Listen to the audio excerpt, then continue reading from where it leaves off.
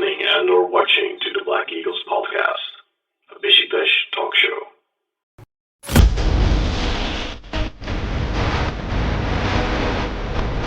İşaretlendi. Ricardo Quaresma!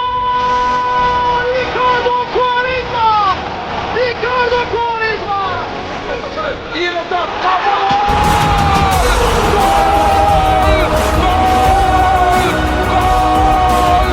Quaresma ortayı yaptı.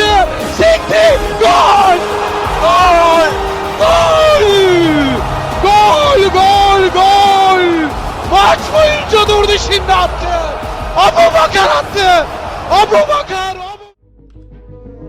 Hello, Black Eagles. Welcome back to the Black Eagles podcast. To our Patreons who get early access to this content, thank you very much for supporting us. And for those of you watching on YouTube, consider subscribing to our Patreon channel at patreon.com/Beşiktaş podcast to get early access to all our European previews and a bunch of other stuff, including a VIP exclusive podcast. My name is Kam Bayezid, and as always, I am joined by a very special guest today to talk about our upcoming European opponents on the 12th of December. Beşiktaş are once again playing against the Norwegian champions Bodø Glimt, just like last season. Last season, of course, Beşiktaş lost twice, 3-1 in Norway and 1-2 in Istanbul. This season, hopefully, Beşiktaş can secure at least a point, maybe three. It will be very difficult. The weather forecast isn't looking great. We're playing on artificial turf, and here to tell us everything about that match and especially about our opponents is Adrian Richvoldsen. Adrian, thank you very much for joining us on the show and giving us your insights today on Bodø Glimt. Am I pronouncing that right? Yeah, it's fine. That's fine. That's a good foreign pronunciation. How do you say Bodø? Is it Bodø or? We say in Norway we say Bodø Glimt. Bodø. I'm sure Jonas Javer told me last season, but I already forgot. it's not the easiest those Norwegian pronunciations. So the match is being played at the Aspmira Stadium in Glimt, I imagine is where it is located. Yeah, in Bodø. In Bodø. Okay. So. Yeah. I think, people from my generation in their mid-30s will think of Norwegian football, and the big club that comes to mind is Rosenborg. That's the team that dominated Norwegian football for a very long time. But they seem to have fallen off a little bit. There's a very interesting project going on there with Bodø Glimt, and of course at the center of that is their coach Kjetil Knutsen, who is, I know, on a lot of Beşiktaş fans' wish list to one day perhaps become a coach in Istanbul. I don't know if I would advise him to take that career leap, but he's definitely one of those people that after last season and seeing what Bodø have been accomplishing over the last couple of years in Europe. Of course, they had those famous wins against AS Roma, but they've had fantastic European campaigns over the last couple of years. When I think of Norwegian football, I think Tromsø, I think Stabæk, I think Rosenborg. Of course, Bodø Glimt, Beşiktaş played them all the way back in September of 2004. Back then, it finished 1-1 in Norway, and Beşiktaş managed to squeak out a 1-0 win at home. But then, of course, last season, the last two times these two teams met, like I said earlier, both were defeats, and rightfully so. I think Bodø were much better in both matches. Beşiktaş, much like last season, in that time of the season were in chaos, coaches being fired, board changes. I mean, I'm just looking at the date here. Yeah, we played you guys, or Bodø Glimt rather, last season in October and in November. And in November, at the end of November, I believe we had elections because we lost the game against Lugano. After that, Şenol Güneş got fired.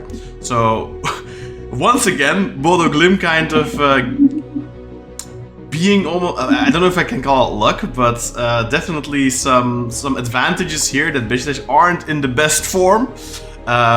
Well, before we get into any details of the team, just a cheeky little prediction from you. What do you expect for Bodø? They lost their last 2 games in the Europa League, surprisingly against Karabakh. Do you think they will get the 3 points here? Oh, it's they finished their domestic league. I think it's 11 days ago. They've been celebrating. They won the league, the goal. But at Europe, at home, especially in Bodø, Bodø Glimt is really, really good. So I have to be the Norwegian and say Bodø Glimt will win 2-1.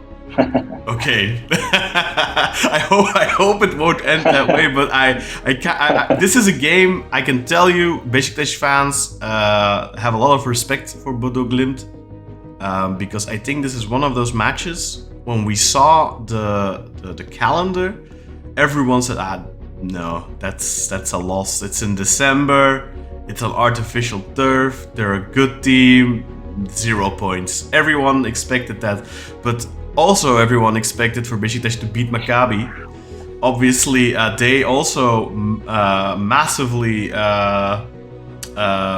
took advantage of the fact that Beşiktaş were in chaos, plus on top of that, the fact that that home game was actually rendered an away game, essentially, without fans. So they capitalized on that.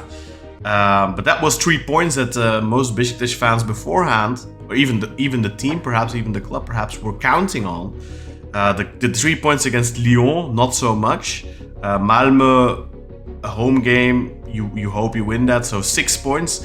Beşiktaş need at least 3 more to advance to the next round. And their upcoming games, Bodø, Twente, they have on the last match day, and then they also still have 1 more home game left against Athletic Club. So those are 3 very tough opponents, 2 difficult away games, and then of course Athletic Club at home. That's never easy. So they will be hoping for another upset like in Lyon. Let's talk about Bodø. So I already alluded a little bit to it. They have a very special project going, I've heard. The club has become a more dominant force in Norway the last couple of years under the guidance of their coach Kjetil Knutsen. What can you tell us about the project? How did Bodø Glimt become the top dog in Norwegian football? What happened to Rosenborg, for example?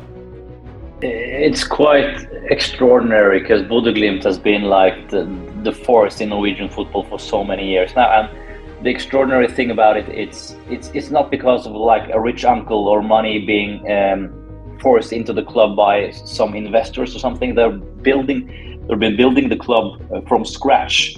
Kjetil Knutsen been doing like a magnificent job by buying players not that known, buying them from Denmark, from Sweden, from not even the top tier league, developing them in Bodø and selling them for up to like 10 million euros to big European clubs. So how Bodø Glimt has managed to like be that big of a club in Norway, it's incredible, because there's been no rich uncles, as I said. They've been doing it on their own by developing players, by having like a really system. Kjetil Knutsen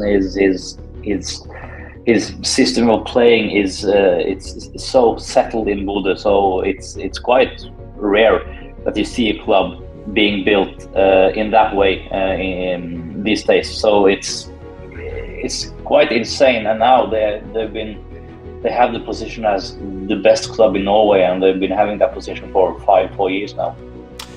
One of those players that, of course, over the last couple of years has made a big splash is the Danish Albert Grønbæk, who went to Rennes, I believe. Beşiktaş were also very interested in him over the summer, and apparently even close to a deal at one point, but that didn't happen. Somebody who impressed, of course, last season with his goals against Ajax and against Beşiktaş, and just a perfect example of the scouting that Bodø are able to do and bring in players. One of their key players that we know from last season is their captain Patrick Berg. Are there any other young, exciting players that maybe weren't there last season, who, for example, replaced Grønbæk in the team?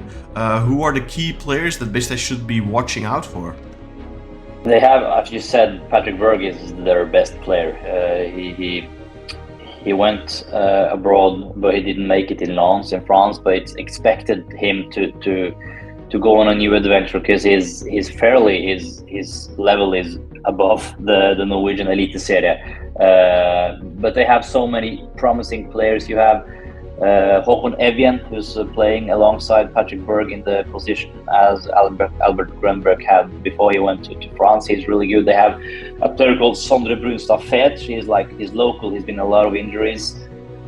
I know that it's a player Kjetil Knutsen has a lot of faith and trust in. So I think he could be the next export from the number 8 in the midfield. So he could be a man to keep an eye on Thursday. And then of course you have Jens Petter Hauge. He's still on loan from Eintracht Frankfurt. He's really good. And if they manage to get Kasper Høeg, a Danish striker, going, he could be really good. That has been like the position Bodø Glimt has struggled with this season, the central striker, because Kasper Høeg has been a lot of injured and they haven't been able to replace. They had Boniface, so many great strikers. They haven't been able to replace them. Kasper Høeg scored 2 goals now in the last league game. So if he's finding his form, he could be a threat for Beşiktaş as well. And what would you say are some of the biggest weapons Bodø Glimt have? Like, one of the stereotypes we know from Scandinavian football in general is that they're usually really good on set pieces. Is that something that Bodø Glimt have mastered? Yeah, but at the same time, Bodø Glimt's style of play is like possession. They want to keep the ball, even if they're facing like Rome on Aspmyra. They want to keep the ball. That's like Kjetil Knutsen's philosophy. It's keep the ball, keep possession, and especially on the artificial grass on Aspmyra, Bodø Glimt is extremely good, and it's so difficult to come to Aspmyra with the weather. It's cold, it's windy, it's the artificial grass, and you meet like a team that's so used to this surface, and they keep the ball. So it's not primarily like a set piece team like the traditional Norwegian thing.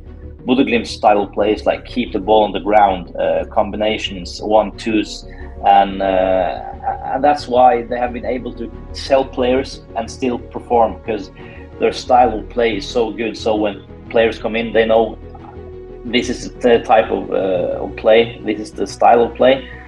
So the ball position, I would say, is their main threat. Like been a revolution almost to Norwegian football as well, and how to build the club without like big fundings, but rather with recruitment and like a clear path with style of play. And how central and how important has Knutsen been in that project?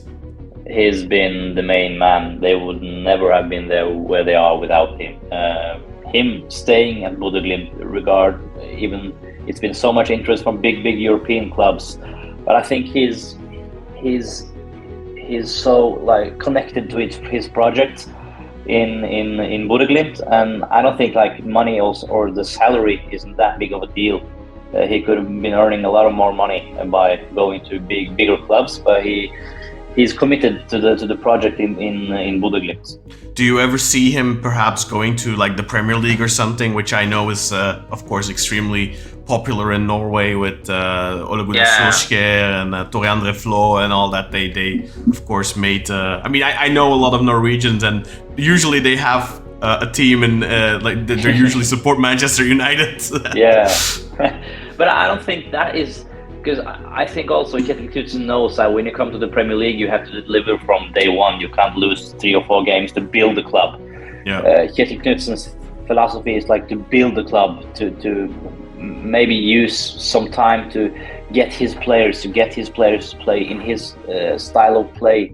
Yeah. So that might be one of the reasons he's not rushing to leave Bodø Glimt. He likes the project. I think his dream is to get Bodø Glimt into the Champions League as well, one year.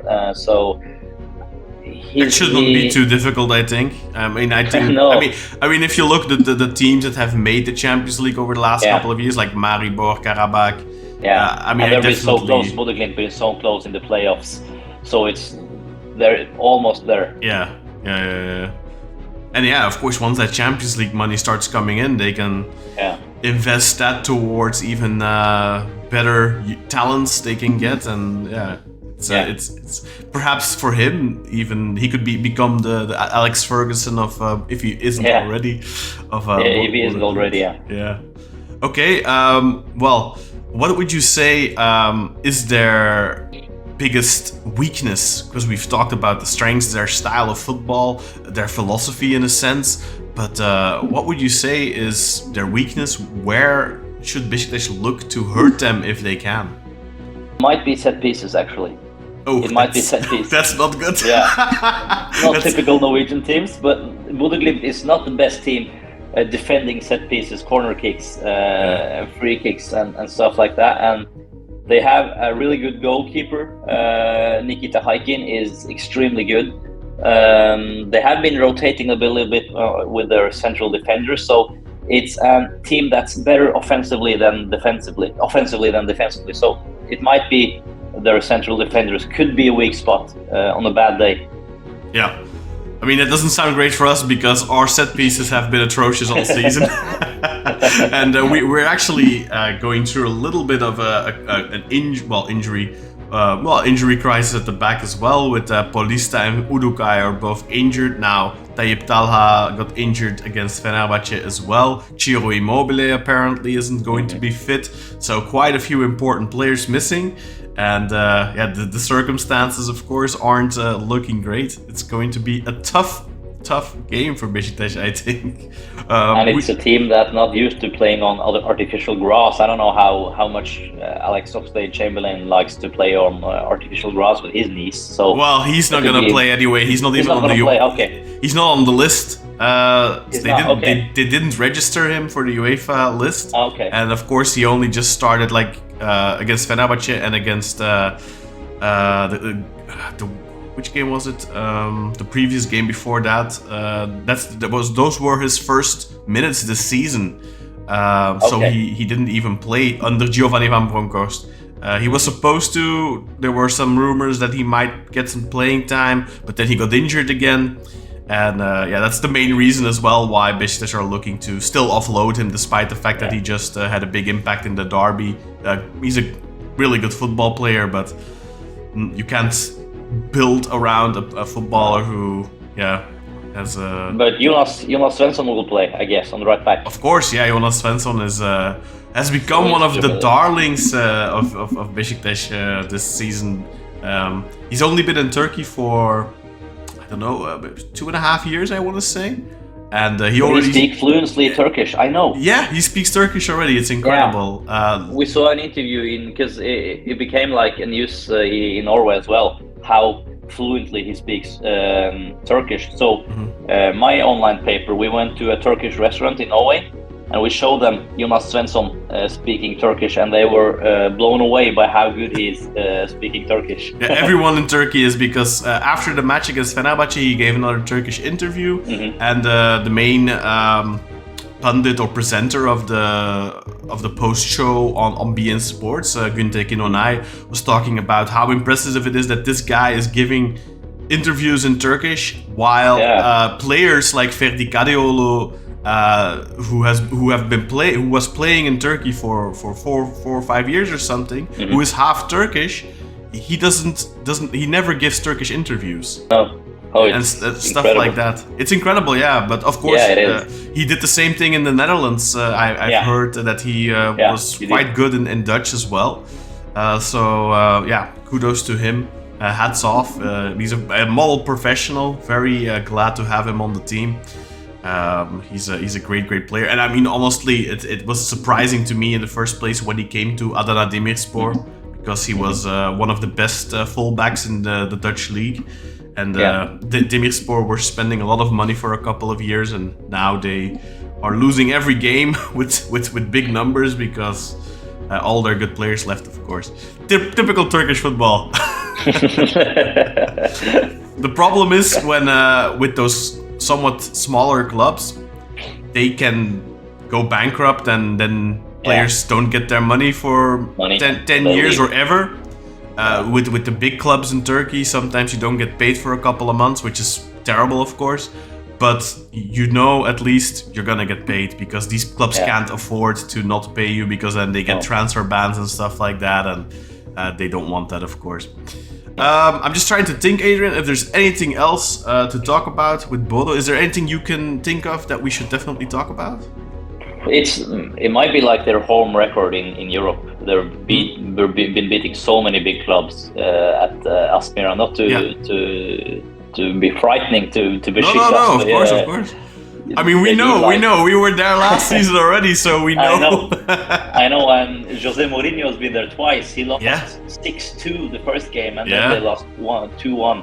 Celtic been losing their. Dinamo Zagreb lost in Bodø, so it's a home team. It's a team that's really good playing at home.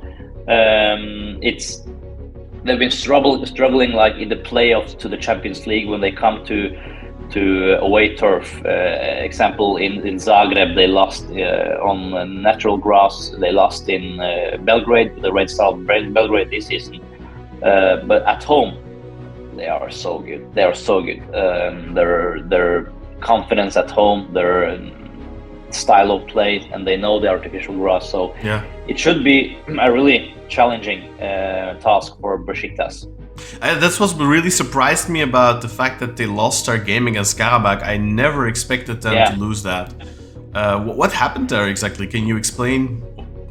The game came like in between. They were fighting for the championship in Norway. There were a lot of games, and even though they have like a big squad, they didn't look like themselves at home.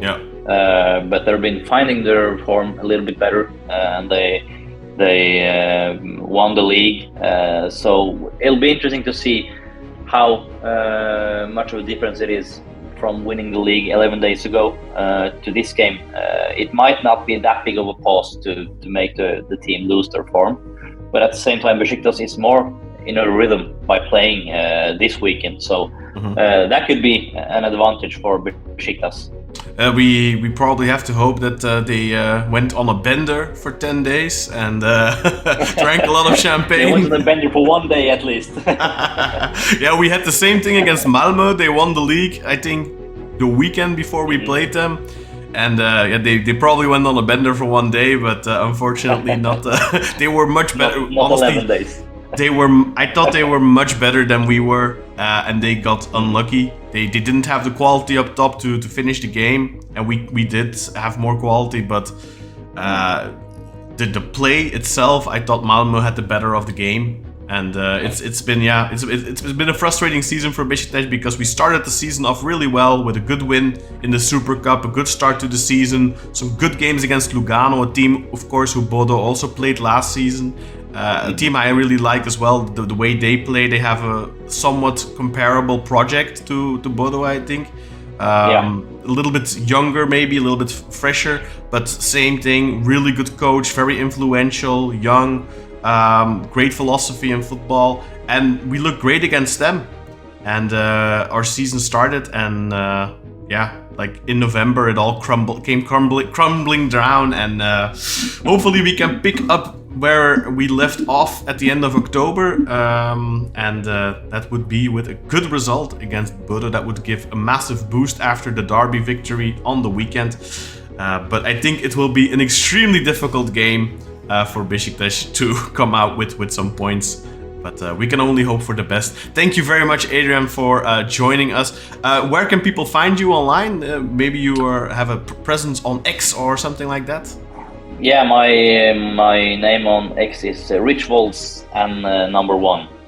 Okay, well, go ahead and follow Adrian then for anything on the Norwegian league, I guess, and Bodø Glimt and all that. Vålerenga, of course, a team Beşiktaş played as well in the past. The club of John Carew. I just heard from you before we started recording that they relegated, unfortunately. They got relegated 2 seasons ago, but now they got promoted, so they're back the top tier in Norway. Okay, great to hear that our old rivals are coming back. So what's going on with Rosenborg, by the way? Because I just want to know that, like, how did they manage to lose their dominance? Because there's been a lot of chaos in the club, like economic-wise and stuff like that. So they've been changing a lot of people in the club, but now they're on their way back up. They have like a young Swedish coach that took charge 1 year ago, and he's really promising. And they had a really good season the last part. So they managed to secure qualifying for Europe. So they ended up in 4th place in the Eliteserie. So after some really difficult years, Rosenborg is on their way back, and they have 16-year-old boy, Sverre Nypan, who will be sold to one of the big clubs in the world. Manchester United has been linked to him, and he will provide a lot of money to the club. So Rosenborg is on its way back again, and with some hopefully a lot of money with the sale of Sverre Nypan. Maybe now in December, in January, or at least next summer.